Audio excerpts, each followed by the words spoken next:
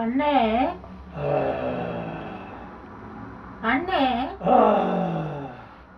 இந்த இருங்கோ மருந்து. என்ன நேரம்? இப்போ 12 மணி. சரியான நேரம் தான்.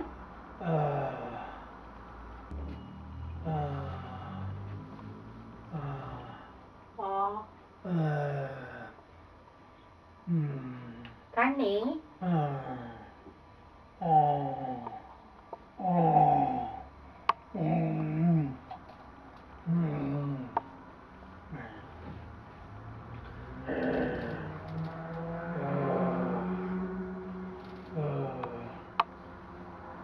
இல்லை, இந்த அம்மா செல்லாச்சி எங்க போட்டா? சின்ன மாடை பார்க்க போயிட்டா வாக்கும். இந்த தங்கச்சி என்று சொல்லல, அவ்வளோ ஒரு வருத்தக்காரி இல்லை. பல்குழுவும் பால் செய்யும் உட்பகையும் வேந்தலைக்கும் கொல் குறும்பும் இல்லது நாடு. குறள் 735.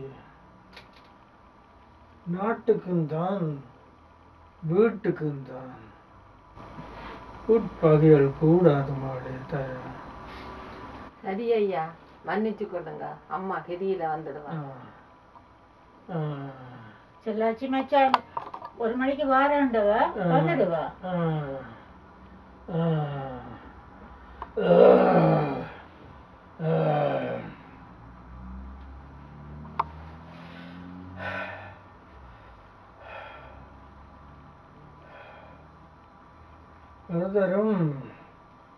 நீங்கள் ஒரு தரம் திருக்குறளை மறந்துடாதீங்க. நானும் 7 மாதம் மட்டும் எல்லாருக்கும் சொல்லி தந்திருக்கிறேன். அதோட 21ஆம் நூற்றாண்டுக்கு தக்க முறையில் இங்கிலீஷில் எல்லா குறளையும் 1330ஐயும் குறளை கவிதையிலே எழுதி வச்சிருக்கிறோம். ஐயா, உங்களுக்கு திருக்குறள் தாத்தாண்டு பட்டம் தான் இருக்கிறாங்க. அதுக்காக சரி தம்பி. அதனால் அதை நான் எழுதப்பட்ட பாடு உமக்கு தெரியும். இப்போ ஒரு பெரிய சுமையை என்ற முதுகில என்ற தோளில் இருந்து உறக்கிற மாதிரி இருக்குது. அத்தோட என்ற கடமை முடிஞ்சுது என்று ஒரு திருப்தி, ஒரு நிம்மதி. தங்கச்சி, செல்லாச்சி வேற நேரம் செல்லுமே. வந்துடுவா அண்ணா. ஏன் கேட்குறீங்க? இல்லை இல்லை,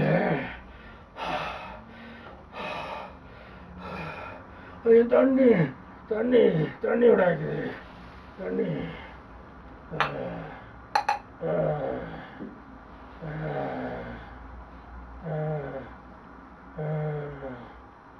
மழையதா? இதுதானே என் மூத்த மகள். இந்த தண்ணியை வேண்டித்தாம்மா.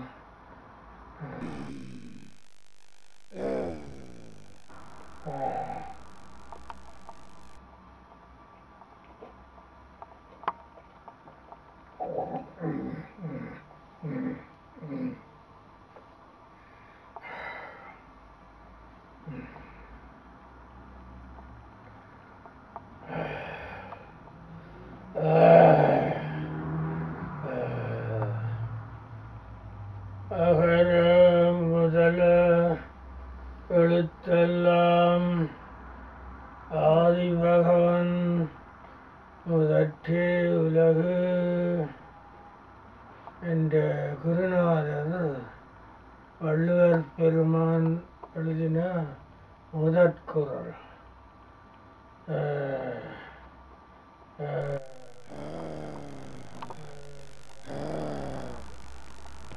வான்முகில் வளாது பெய்க மலிவளம் சுரக்க மன்னன் கோன்முறை அரசு செய்ய குறைவிலாதுயிர்கள் வாழ்க நான்மறை அறங்களோங்க நான்மறை அறங்களோங்க நற்றவம் வழி வாங்க வேண்மைகொள் வள்ளுவன் நீதி விளங்குக உலகமெல்லாம்.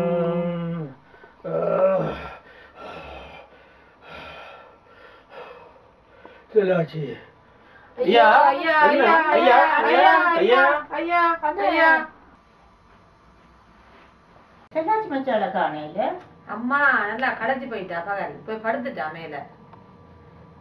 இன்றைக்கு மண்டபத்துல நடந்த ஐயாட 31 செலவு கொண்டாட்டங்கள் நல்லா நடந்தது. என்ன பெரியவர் ஆன்லைன் படி எல்லாத்தையும் சிம்பிளாக எளிமையாக நடத்தணும்னு தான் முயற்சி பண்ணினது. ஆனால் 500 பேருக்கு மேல வந்துட்டாங்கன்னு தான் நான் நினைக்கிறேன். சரி கூட வெள்ளையாக்களும் வந்தவே இல்லை. அதோட அவருக்கு நண்பர்கள் கணக்கத்தானே, அவருடைய விசிறிகளும் வந்தவே இல்லை. எல்லாமே ஒரு 1000 பேர் இருப்பினோன்னு தான் நினைக்கிறேன். ஐயாண்ட பழைய கதையெல்லாம் சீதா மாமிக்கு தானே நல்லா தெரியும். சொல்லுங்க கேட்போம். நானும் சொல்லலாம் தான். ஆனால் தம்பி கரு நீ தானே அண்ணனுக்கு இனக்குட்டியாளா இருந்த நீ அவர் சாகாமுனம் அவருடைய வாழ்க்கை வரலாற்று 72 குறிப்புகளும் எடுத்த நீரல்லி. அப்ப நீ தான் சொல்றேன் தம்பி. எதை சொல்றதம்மா, எதை விடுறது? கடலை பிடிச்சி கள்ளு சிரட்டைக்கு விடையலுமே கள்ளஞ்சவமானம் என்னத்துக்கு? அது உண்டைக்காண்டு பழைய பனங்கல்லு ஞாபகமாக்கும். என்ன ஊர்ல கல்லு குடிச்சு குடிச்சுதானே இந்த சோறாரி போய் கிடக்குது. கதைக்கிறத கவனமாக கதைக்கிறோம். ஜாகாவாராயின் நாகாக்க காவாக்க சோகாப்ப சொல் எழுதுப்பட்டு. என்ன இழுக்க பத்தி பேசுறீங்க? கதைக்கிறத நீங்களும் யோசிச்சு கதையுங்க. தீநாட் சுட்ட புண் உள்ளாரும் ஆறாதே நாவினாட் சுட்டவடு. சரி சரி, யாராவது நல்லதை கதைப்போம். சொல்லுக சொல்லி பயனுடைய, சொல்லற்க சொல்லி பயனிலா சொல். என்னத்துக்கு எந்த நேரமும் கூடாத கதையெல்லாம் காய்ச்சி கொண்டிருக்க? நல்லது எத்தனை இருக்குது. இனிய உளவாக இன்னாத கூறல் கனி இருப்ப காய் கவர்ந்தற்று. அப்ப சரி, பின்ன உங்களுக்கு கதை ஒண்ணும் பண்ணாம போல. இல்ல இல்ல சொல்லுங்க தம்பி. புத்தகத்துக்கு என்று எடுத்த குறிப்புகள்ல அவரை பற்றி நியாயமாக எடுத்து வச்சிருக்கிறேன். அதெல்லாம் அவர் அந்த காலத்துல அவர் என்னென்ன வேலையில் செய்ததெல்லாம் விவரமா இருக்குது. ஆரம்பத்துல சுன்னாகம் யாழ்ப்பாணம் நவீன சந்தைகளை கட்டுவிச்சவர். கலனிய பாலத்தை என்ஜினியராக கட்டுமான பணிகள் எல்லாம் செய்து முடித்தவர். பானந்துர பாலத்தை டிசைன் பண்ணி அந்த அதற்குரிய ஆரம்ப வேலைகள் எல்லாம் செய்து முடித்தவர். கிட்டத்தட்ட 3000 கைத்தொழில்களுக்கிட்ட இலங்கையில அந்த கைத்தொழில் பேட்டைகளை உருவாக்குறதுலையும் கைத்தொழில் அபிவிருத்தி திட்டங்களை ஊக்குவிக்கிறதுலையும் முன்னின்று அவர் கணக்க சேவை ஆற்றிருக்கிறார். அதெல்லாம் அவருடைய உத்தியோகம் தொடர்பான அந்த சேவை. கிட்ட நான் நினைக்கிறேன் யாழ்ப்பாணத்தில் நடந்த அந்த உலகத் தமிழ் ஆராய்ச்சி மாநாட்டை கூட பிரதம செயலாளராக நின்று நடத்தி முடித்தவரும் ஐயா தான். பிறகு பல நாடகங்கள் அதுகளெல்லாம் நடித்த ஒரு பன்முக நடிகராக இருந்தவர். சிறந்த சைவ சமய ஆர்வலர். கவிதைகளில் ஈடுபாடு கொண்டு தமிழ் கவிதையிலையும் சரி ஆங்கில கவிதையிலையும் சரி நிறைய எழுதியிருக்கிறார். நூல்கள் பல எழுதியிருக்கிறார். கட்டுரைகள் பல வரைந்திருக்கிறார். நூற்றுக்கணக்கான கட்டுரைகள். கவிதைகளில் பரிசுகள் பெற்றிருக்கிறார். இப்படி அவரை பற்றி கணக்கை சொல்லலாம். ஐயா இதெல்லாம் படிச்சு முடிச்சு எல்லாம் செய்யறதுக்கு பிறகுதானோ திருக்குறளை படிக்க தொடங்கினார்? இல்லை இல்லை, அவர் சின்ன வயதிலேயே ராமாயணம் 2 கட்டும் மகாபாரதம் 4 கட்டும் தகப்பனார் தமிழ்நாட்டில இருந்து வாங்கி கொண்டு வந்து கொடுத்து அந்த காலத்திலேயே படிச்சு முடிச்சிட்டார் பல பெரிய இலக்கிய புத்தகங்களை எல்லாம். அதுக்கு பிறகு கிட்டத்தட்ட 10-12 வயதுல திருக்குறளை முற்றாக நன்ற ஆழ்தியோட அந்த மகன் என்ற முறையில படிச்சு அதுல நல்ல அறிவோட இருந்தவர். பிற்காலத்துல கொஞ்சம் வயது வந்ததுக்கு பிறகு திருக்குறளின் படி தன்ற வாழ்க்கை அமைச்சு அந்த மாதிரி வாழணும் என்ற உறுதியோடு வாழ்ந்தவர். இப்படி அவர் திருக்குறளின் பாற்பட்ட அந்த அவருடைய ஆர்வம் மிகவும் கூடியதா இருந்தது. ஏன் எங்களுக்கு நல்ல ஞாபகம் தானே, தந்த உத்தியோகங்கள்லையும் வீட்டிலையும் திருக்குறள் பிரயோசனங்களை பற்றி அதிகம் சொல்லி தந்திருக்கிறாரല്ലോ. ஓ, கிட்டடியில வீட்டுல விருந்தோம்பலை பற்றியும் வாய்மை என்றால் என்ன என்று விளக்கப்படுத்தினாருன்னு கேள்விப்பட்டேன் தம்பி. அதை பற்றி சொல்லணும். அது ஒரு நல்ல முஸ்பாதிக்காக தான், அதை சொல்றேன். நான் அதை சொல்றேன்.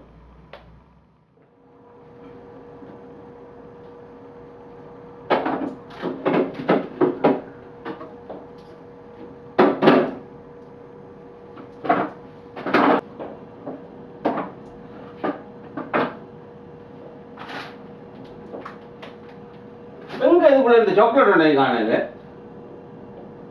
என்ன நடந்தது? நீங்க எழுதுறீங்களே எதுக்குப்பா சாக்லேட்? உங்களுக்கு பிளட்லையும் யூரின்லையும் சுகர் அரிப்பை இருக்கிற காணாதோ? டெஸ்ட் பண்ணி பார்த்ததுல 20க்கு மேல அரிப்பை கிடக்குது. அதுக்கும் இதுக்கு இப்ப என்ன சம்பந்தம்? மொட்டன் தலைக்கும் முழங்காலுக்கு முடிச்சு போரு. நான் இப்ப கேட்டது சாக்லேட். அது நான் தின்ன கேட்டேன்.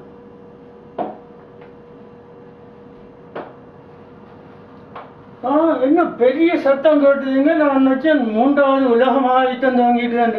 என்ன விஷயம்? ஒன்றும் இல்லையா, இதுக்குள்ள சாக்லேட் கொஞ்சம் வாங்கி கொண்டு வந்து வச்சனா, அங்க சூப்பர் மார்க்கெட்ல மகிழ்ச்சியோட தேடி கொண்டு வந்து வச்சனா, இவ இப்ப கேட்டால் ஒரு இடக்கு முடக்காம பதில் சொல்றா. ஓ சரி. நேற்று என்ற மருமகளும் மைச்சா 3 பிள்ளைகளும் வந்ததுகள். நான் அந்த அதுகளுக்கெல்லாம் இருந்த சாக்லேட் எடுத்து உபசரித்தேன். நீங்கள் இல்லை, உபசரிச்சு விட்டுட்டேன். செல்விருந்தோம்பி வருவிருந்து காத்திருப்பார் நல்விருந்து வானத்தவர்க்கு. குறள் 86 தெரியும் தானே? ஓ அது தெரியும் தான். வார மனுஷருக்கு கொடுக்கத்தான் வேணும். நான் பயன்படுத்த வேண்டால் குழந்தை சொக்கடம் இவதுண்டாவது இவவுக்கும் சொக்கடம் பிறந்தாரு. அதாலதான் நான் கொஞ்சம் யோசிச்சேன்.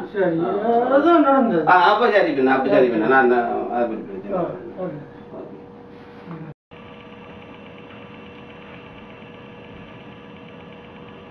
அவ்வளவு சாக்லேட்டையும் அந்த பிள்ளைகளுக்கு கொடுத்து அது அவ்வளவுத்தையும் இந்த குழந்தைய சாப்பிட்டது. இதுக்குள்ள ஏதோ மர்மம் இருக்கும். தீர ஆராய்ச்சி பார்க்காம முடிவெடுக்கிறார். அவர் சொல்ற தான் கொடுத்தாரு.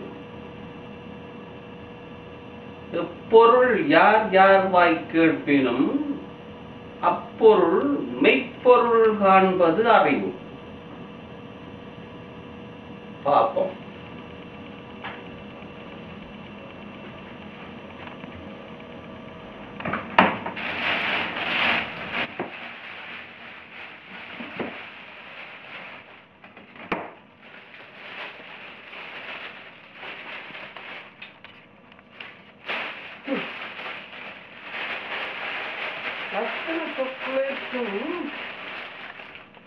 குப்பைக்குள்ள போடப்பட்டிருக்கு. நான் மறுபடியும் அள்ளி கொண்டு வந்தேன். இந்த கிழவனுக்கு பொய்யெல்லாம் சொல்லி போட்டது. படிக்கிறது தேவாரம், இடிக்கிறது சிவன் கோயில். திருவள்ளுவர் திருக்குறள் என்றெல்லாம் நெடுக சொல்லிக்கொண்டு தான் பெரிய திருவள்ளுவர்களை நினைப்பு. ஆனா சொல்லுற முழுதும் பச்சை பொய். இன்றைக்கு கொடுத்து காட்டுறோம் நான் பாட்டு கிழவனுக்கு.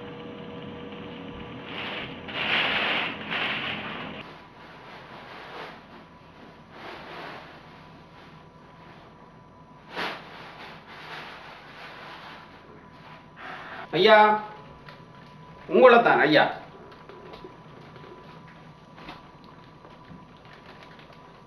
என்ன தம்பி சுடுதண்ணி குடிச்ச மாதிரி துடிக்கிறீர்?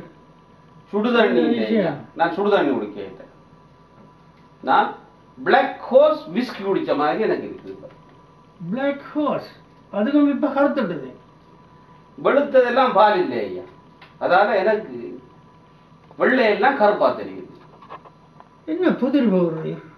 நீங்க திருக்குறளை இரண கவிதைகளாக ஆங்கிலத்தில் எழுதி அதை 20ஆம் நூற்றாண்டுல 21ஆம் நூற்றாண்டுல நவீன உலகத்துக்கு ஏற்ற வகையில அதை மக்கள் மத்தியில கொண்டு வந்து உலகத்துல தமிழன்ற திருக்குறளை ஏற்றுக்கொண்டு அதை வேத நூலாக அங்கீகரிக்க வேண்டும் இந்த உலகம் என்று பாடுபடுறீங்க. நீங்கள் விட்டு செல்ல போறது அதுதான் என்று சொல்லி அடிக்கடி சொல்லிக் கொண்டிருக்கிறீர்கள். தக்கார் தகவிலர் என்பது அவ்வவர் எச்சத்தால் காணப்படும். சரியா? நீங்க சொல்லி போட்டு விட்டு போட்டு போக போற விஷயம் தான் உங்களை இப்ப பெருமைப்படுத்த போது நீங்க என்னையும் உங்களை. ஆனால் சொல்லுதல் யாருக்கும் எளிது, அறியவாம் சொல்லிய வண்ணம் செயல் என்ற அந்த விஷயம் அதுவும் எனக்கு விளங்கு. சபாஷ். நீங்கள் இன்றைக்கு எனக்கு ஒரு பச்சை பொய்ய சொல்லி போட்டீர்கள். நான் சொல்றேன். நான் என்ன சொன்னேன் தம்பி? இரும் கதைப்பம். நான் என்ன சொன்னேன்? பேசாம இரு. அப்படி என்ன நான் சொன்னது?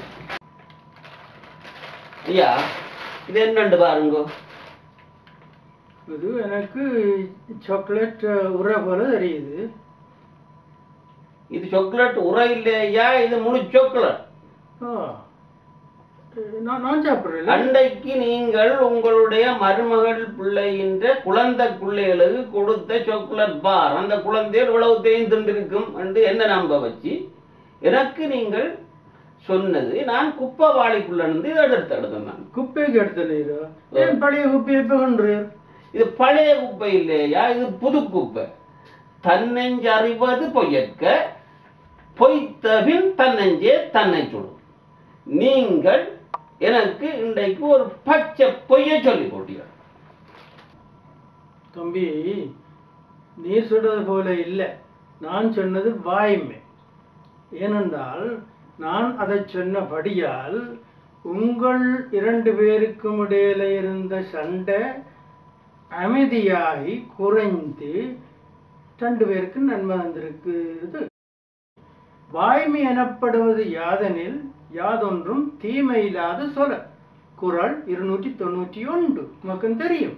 அதுக்காக ஒரு பச்சை பொய் சொல்றது. பொய்மையும் வாய்மை இடத்த புரை தீர்ந்த நன்மை பயக்குமேனது. இந்த இடத்துல எவ்வளவு நன்மை வந்திருக்குது. இப்ப நீங்கள் ஒற்றுமையா இருக்கிறீங்க. அப்போது ஒரு கழுத்துல பிடிச்சு நெருக்க பார்த்தீங்க. பொய்மையும் வாய்மை இடத்த புரை தீர்ந்த நன்மை பயக்குமேனது. வாய்மை எனப்படுவது யாதெனில் யாதொன்றும் தீமை இல்லாத சொல்லல். ஒரு தீமை வராமல் ஒரு நல்ல நன்மை வருமானால் அந்த இடத்துல பொய்யையும் சொல்லலாம். அந்த பொய்மை வாய்மையாகும் என்றுதான் சொல்லி இருக்கிறார். இப்ப விளங்குது. இதை மறந்துடாதீங்க. இது வாழ்க்கையில எவ்வளவோ சிக்கலை தீர்க்கக்கூடியது.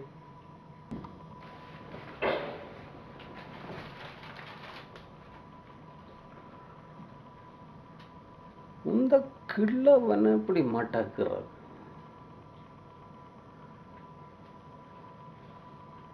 ஐயா, நீங்க வாய்மையையும் பொய்மையையும் ஒன்றாக்கி இணைக்கி சொல்றீங்க. நன்மை நடந்துட்டேன்னு சொல்றீங்க. நான் அதை ஒத்துக்கொள்ள மாட்டேன். உண்மையில நடந்தது என்னென்றால் நான் இவவோட கொஞ்சம் ஊடுவமண்டு இந்த சாக்லேட்டை எடுத்து விட்டான் ஒரு டாபிக்காக. ஊடுதல் காமத்துக்கு இன்பம் அதற்கின்பம் கூடி முயங்க பொறி. அது நீங்க பழுதாக்கி போட்டீங்க. இந்த நீங்க கதைக்கிற இந்த வரட்ட பையாட்ட போயிட்டு விசற்கதைய கதைச்சு கொண்டு பெரிய இளந்தாரிய நினைப்பாக்குமே. தம்பி சொல்றதும் சரிதான், பிள்ளை சொல்றதும் சரிதான். நீங்கள் இப்ப அடங்கிட்டியல், திருக்குறள் கடைசி குறளையும் சொல்லிட்டியல். நீங்கள் சந்தோஷமா இருங்கோ. நான் செல்லாச்சி மேலே காத்து கொண்டிருப்பா. நான் போயிட்டு வரேன்.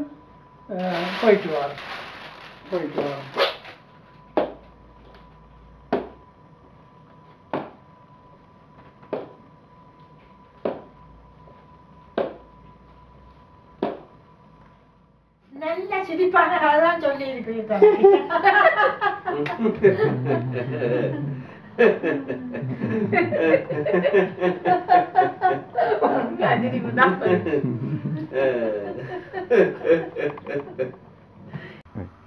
எப்பொருள் எத்தன்மை தாயினும் அப்பொருள் மெய்ப்பொருள் காண்பது அறிவு.